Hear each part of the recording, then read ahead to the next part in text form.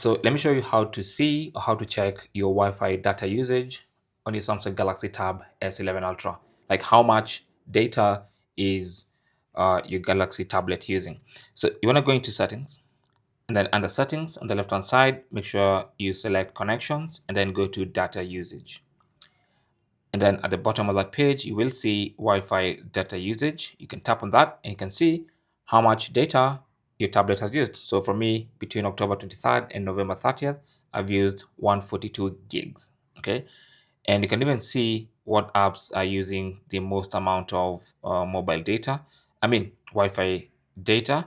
So I have Dual Messenger, which is using the most, not really the most actually. It's just they're arranged not in any particular order because I have PUBG, Genshin Impact, all that stuff.